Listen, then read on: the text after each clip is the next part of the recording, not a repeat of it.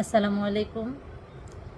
বাংলাদেশ বার কাউন্সিলের এবার এমসিকিউ পরীক্ষায় যারা অংশগ্রহণ করছেন তাদের সুবিধার্থে আমি আপনাদেরকে একটু হেল্প করার জন্য এই ভিডিওগুলো বানাচ্ছি। আশা করি আমার এই ভিডিওগুলো যারা দেখবেন তারা আমাকে সাবস্ক্রাইব করবেন এবং আমার ভিডিওতে লাইক কমেন্টস করে যাবেন। তাহলে সাবস্ক্রাইব করা থাকলে আপনারা আমার পরবর্তী ভিডিওগুলো পেতে সহজ হবে। আমি এখন কনস্টিটিউশন মানে যেটা সংবিধান, সেই সংবিধানের যে আমাদের মৌলিক অধিকার বা ফান্ডামেন্টাল রাইট সম্পর্কে আলোচনা করেছে, সেখান থেকে কিছু কথা আপনাদের সাথে বলবো। আমাদের সংবিধানের মৌলিক অধিকার সম্পর্কে সংবিধানের পার্ট 3-তে আলোচনা করেছে আর্টিকেল 26 থেকে 47 এ পর্যন্ত। এইখানে আমাদের প্রত্যেকের মৌলিক অধিকারগুলো সম্পর্কে আলোচনা করা হয়েছে। এর মধ্যে যেগুলো রয়েছে সেগুলো হচ্ছে আইনের দৃষ্টিতে সমতা থাকতে হবে, জীবন ও ব্যক্তি স্বাধীনতার অধিকার থাকতে হবে, বাক স্বাধীনতার থাকতে হবে, ধর্ম স্বাধীনতা থাকতে হবে, চলাফেরার স্বাধীনতা থাকতে হবে, পেশা বেছে নেওয়ার অধিকার থাকতে হবে। এই সমস্ত বিষয়গুলো সম্পর্কে সংবিধানের পার্ট 3 অনুচ্ছেদ 26 থেকে 47 এ পর্যন্ত আলোচনা করা হয়েছে। আপনারা সকলে এই বিষয়গুলো খুব ভালোভাবে জেনে যাবেন, তাহলে আপনাদের এমসিকিউ পরীক্ষার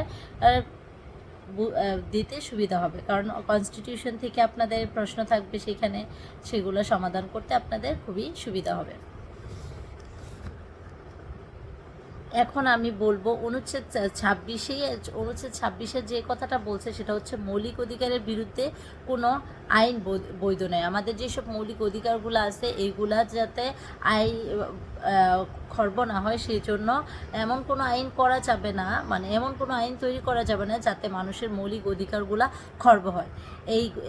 এই সম্পর্কে অনুচ্ছেদ 26-এ বলা আছে। অনুচ্ছেদ 26-এ বলছে যে মৌলিক অধিকারের বিরুদ্ধে কোনো আইন বৈধ নয়। মৌলিক অধিকারগুলো যাতে খর্ব না হয় এমন কোনো আইন যদি তৈরি করে সেটা অবৈধ হবে।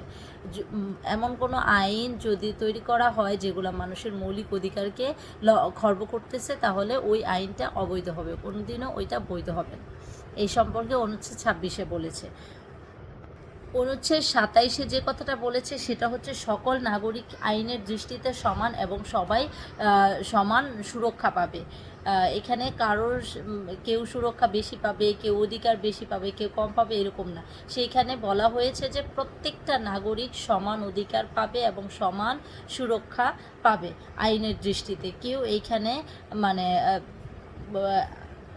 মানে সামঞ্জস্যতার মধ্যে কোনো তৈরি করতে পারবে না যে মানে একজন বেশি পাবে আরেকজন কম পাবে, ছেলেরা বেশি পাবে মেয়েরা কম পাবে, এরকম কোনো কিছুই করা এই অনুচ্ছেদ অনুযায়ী সম্ভব নয়।